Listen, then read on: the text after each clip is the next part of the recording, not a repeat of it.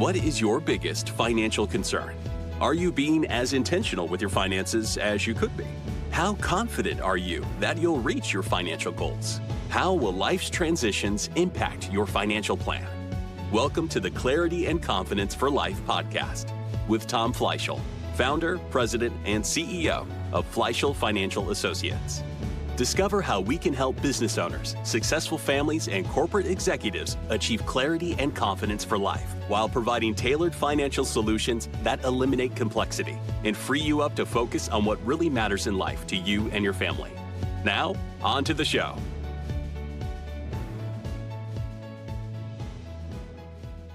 Hello and welcome to Clarity and Confidence for Life. I'm your co-host, RJ Malik, and we'll be speaking with our host here, Tom Fleishel of Fleishel Financial Services. And Tom, we're going to be talking about retirement planning, the non-financial aspect of retirement planning.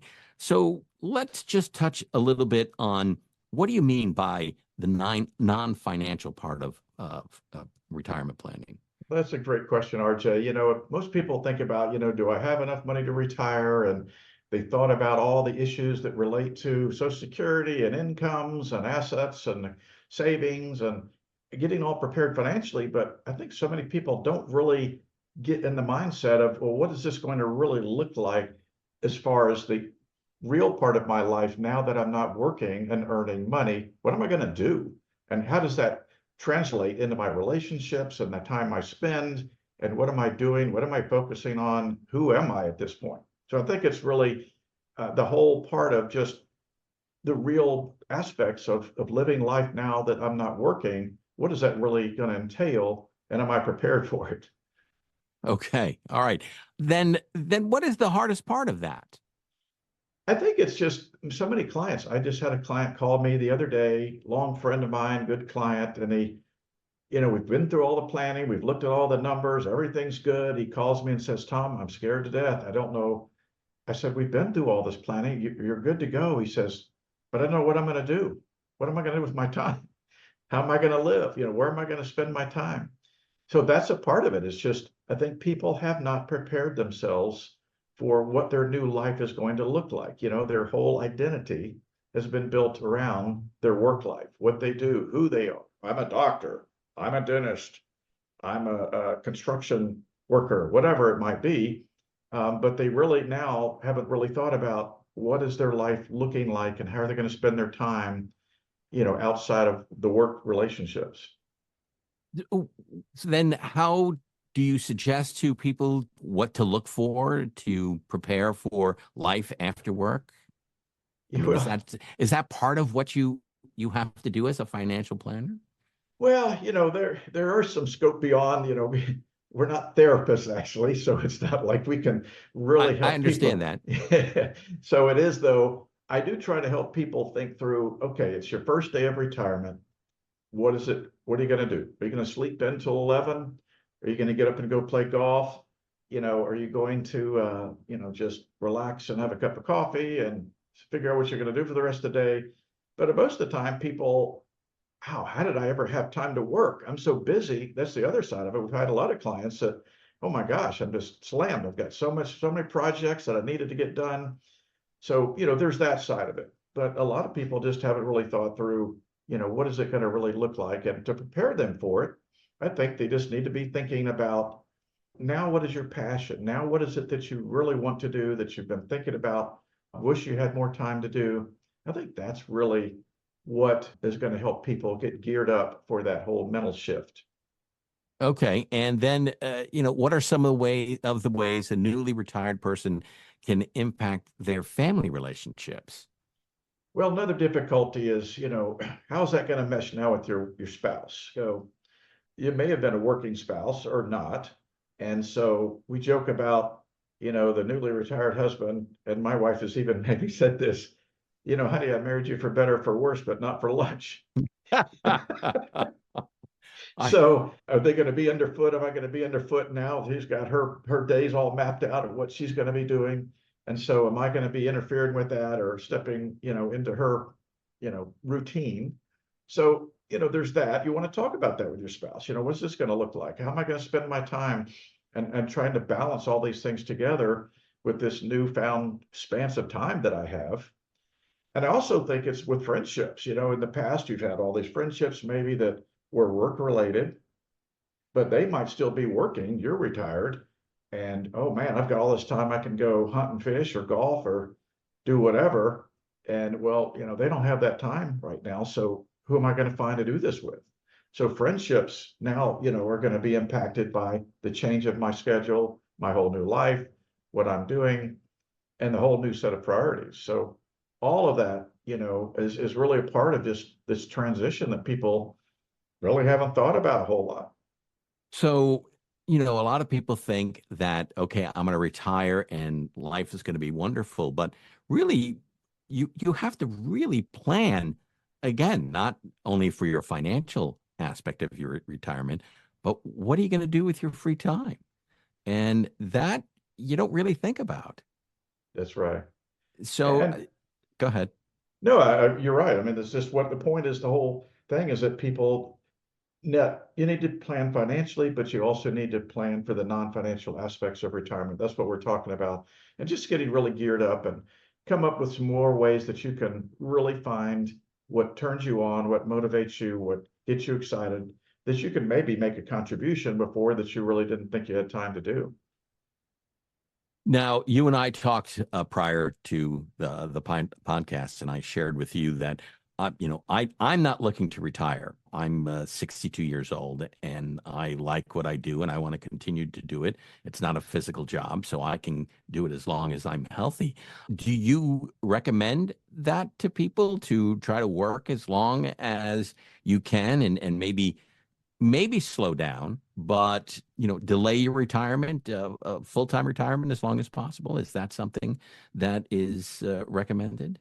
Absolutely. So many of our clients are working into their 60s, 70s, and even 80s. I've had doctors that were not even retired in their 80s, and business owners. If you love what you do, if you're making a contribution, if you feel like you're being fulfilled and satisfied and juiced, when you go into work and what you're doing, why quit? Why go into some mental state that's no longer active and making a contribution when what you're doing is very fulfilling and you're very excited about every day when you go in? There's no reason to say retirement is the answer. I think that's just a misnomer that in the industrial age where so many people, worked in hard labor jobs, and, by the time they're in their late 50s, their bodies are worn out, their minds aren't has been maybe as active, but they just got to quit working because their bodies can't take it. But nowadays we have a lot of different types of work that are not so demanding physically, but they're more engaging mentally. And so that's where I think people are finding the continued success in working longer, and they're putting less pressure financially on themselves because they've got the income. They don't have to worry about where's it going to come when I stop working. Do you even suggest maybe going in a different direction as far as work is concerned? Yeah, there's volunteer work that's great and fulfilling, but maybe talk to a person and just, for an example, they like to, take pictures of photography. I know my wife is big into photography. And do you encourage them to make the hobby a job in a way? Absolutely. Some people might just find that, going and learning a new musical instrument and maybe being in some kind of a band or some kind of a symphony orchestra or something like that. I have clients that have gotten more focused on that. There's so many ways that you can spend your time doing things. And if it pays something, that's great.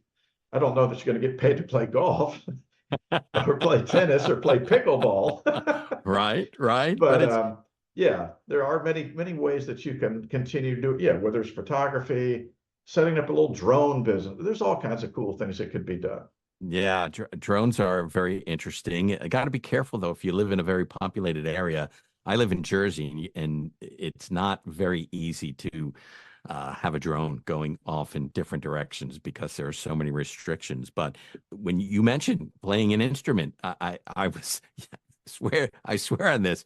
Yesterday, I talked with my wife about taking piano lessons because I'm interested in just working on music, just not only for fun, but for maybe creating music beds for commercials for clients who want to have a music bed under their commercials. So yeah, there's a lot of opportunities if you open your mind to it.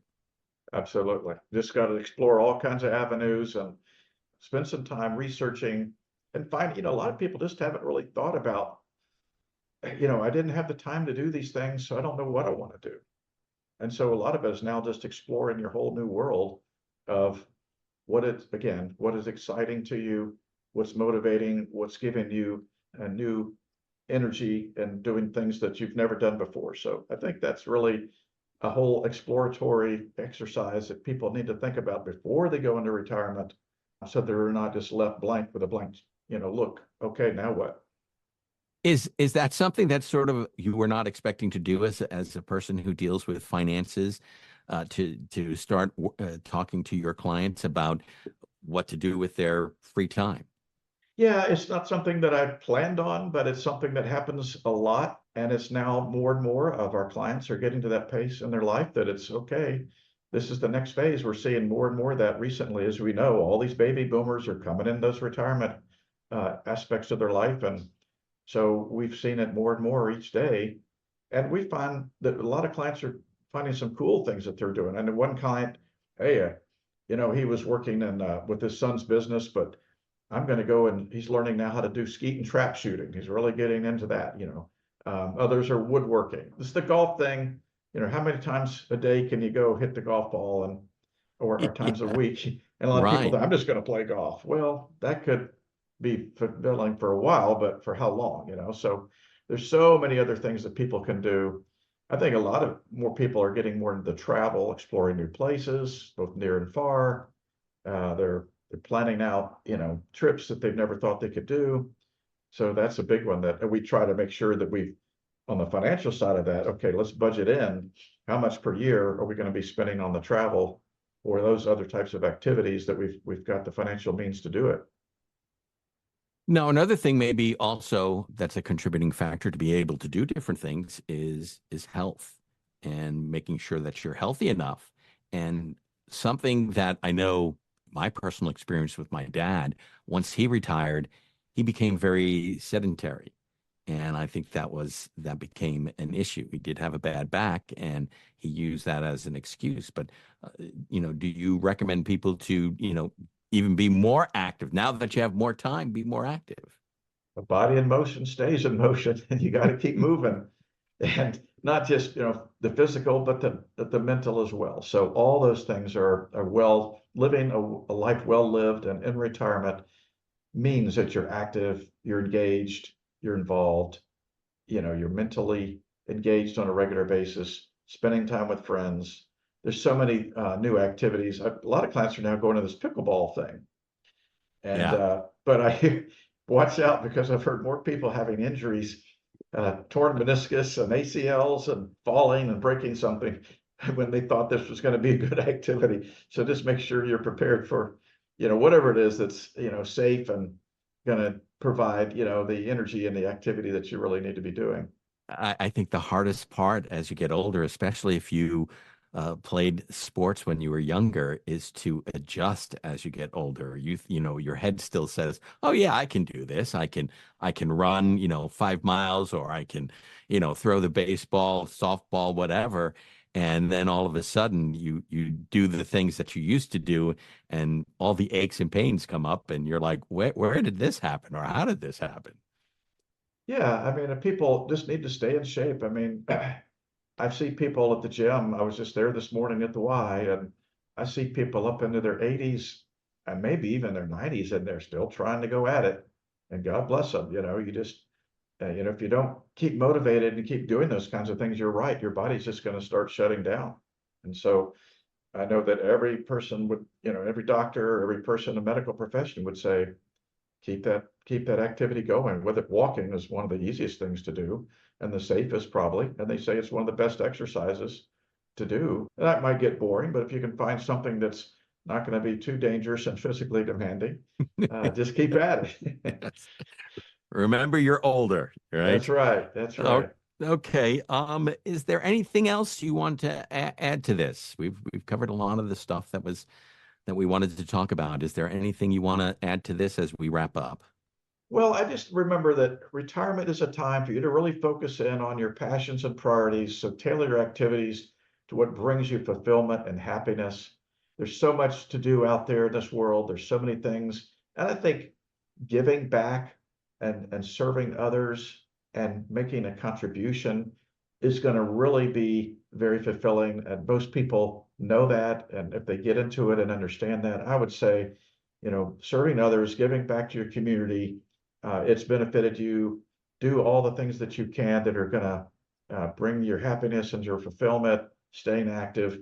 And so make a plan and get active and get focused on what really is going to keep you motivated and excited further into those golden years. Yeah, planning for retirement financially is really important, but then again, planning for what to do with your free time is almost as important. So Equally important, I would say. okay, very good. All right, then this has been Clarity and Confidence for Life with your host, Tom Fleishel of Fleishel Financial Services. And I am your co-host, RJ Malik. Thank you so much, and we'll be talking to you again real soon.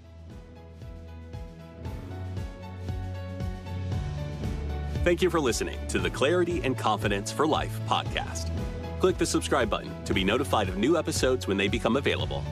The information covered and posted represents the views and opinions of the hosts and/or guests and does not necessarily represent the views or opinions of Raymond James. This content has been made available for informational and educational purposes only. The content is not intended to be a substitute for professional financial advice.